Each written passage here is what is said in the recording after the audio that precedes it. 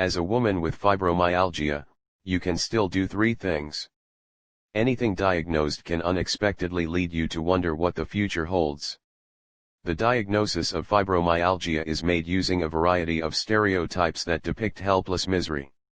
Worse still, your diagnosis generally comes at a moment when your symptoms are at worst, maybe the worst. When I finally was diagnosed with fibromyalgia, I had such a lot of pain that for more than a few minutes my fingers were curled, and I couldn't type in my computer because of serious spasms. I could not lift a pot off the stove because of my wrists. When I could not even turn the button to my own home on the front gate, I was asking for a fresh physician, and she looked at my whole being as a large image, placed myself on muscle relaxing and gave me my life back. The stereotypes of this mysterious situation need to be removed. The most depressing blog postings on daily life you can find with this situation are essential to be ignored. With this disease you must develop your own future, for despite all the negation, stereotypes and worst situations, there are still so many things feasible. 1. Healthy weight management and maintenance. On fibromyalgia websites, it is frequently said that weight gains are anticipated to amount to around 30 pounds. But a fibromyalgia diagnosis alone doesn't imply you get weight. Diagnosis may lead to a certain weight gain in behavior and mindset. Like, you can't believe some stuff. You simply don't have attempted hard enough to discover what works for you, if you suddenly think all sorts of practice is off limits. I strongly suggest that you look at your nutrition, your general lifestyle, stress-inducing job or exercise, lateness, alcohol, smoking, and diet, and make your number one aim to determine what kind of habits or events will cause you the greatest flares. If you're in such difficulty every day, I would strongly suggest that you take a much closer look. If you stop making decisions because they cause too much pain for your pre-diagnosis workout, it is time to consider fresh alternatives. I was there, too. I used to be a power lifter. Welcome me. Walking is one of the most easy, gentling ways of burning body fat and calories. Unlike continuous aerobatics such as jogging, a constant reduced heart rate brings more body fat than glucose. Find your feet and walk in a couple of shoes. The race wins slowly and constantly. Look again at the food you eat. If you're very active before a diagnosis of fibromyalgia will probably cause you to consume less calories, but calories and food intake should adjust to your current activity levels. If you've been eating junk food for years because you had so much workout, it's now time to reflect and be honest. Continue to ensure that there is mostly a clean diet and remain active to prevent excessive weight gain. Let your motive for fibromyalgia be to take more care of how you handle your body. 2. Hold a successful career. Many stories and sites on fibromyalgia portray fibromyalgia patients as lying in bed all day. In the case of you, it's really time to examine your general lifestyle carefully when you are diagnosed.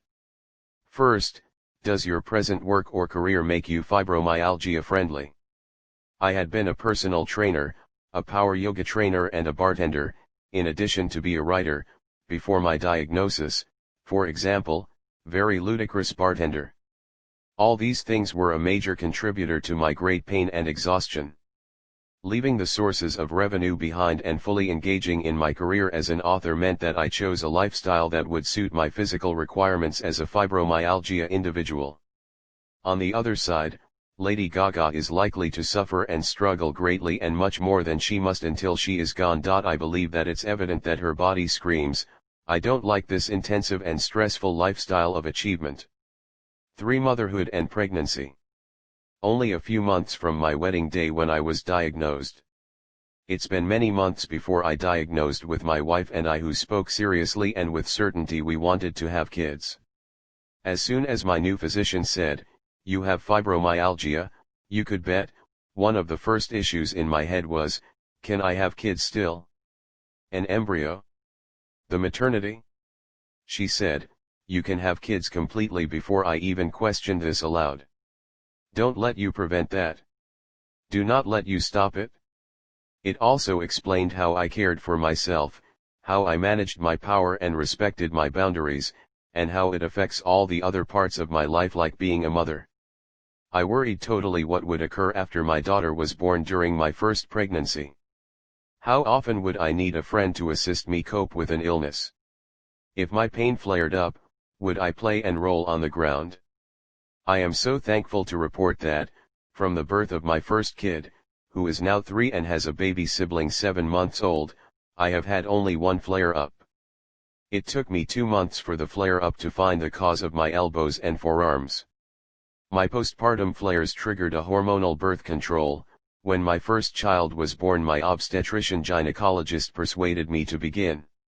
For as long as I could, I wrapped my hands in ice and ace bandages in pain just to get her and feed her. And I was getting a relaxing dose on my muscle that felt almost useless. My pain rates returned to normal within a week of removing the implantable birth control. My normal personality is no long-lasting pain unless I do stupid things that my bones, muscles, etc. cannot tolerate. The fact is, I didn't just give up and acknowledge that it would be difficult to pick up my newborn daughter and always. Until I could return to my maintenance level, I researched. I can bring my kid every day into the forest in a hiking backpack and walk on my treadmill for 40 minutes on the same day. On the ground, I can roll. Construct forts. Construct forts. I can even jump in the trampoline park. I can play on the playground, but I must pass on the monkey bars. I can be the type of mother I want to be mostly and participate in all the stupid activities and everyday needs of motherhood. Let nobody determine their destiny with this disease on the website or stereotype or pamphlet. Create your future. Create your future. Prioritize self-care. Learn about your own body's limitations. Find out what you need to live your life. Stay healthizes. Thank you for watching this. Please do not forget to subscribe, share and like our channel. Click the bell icon for latest update.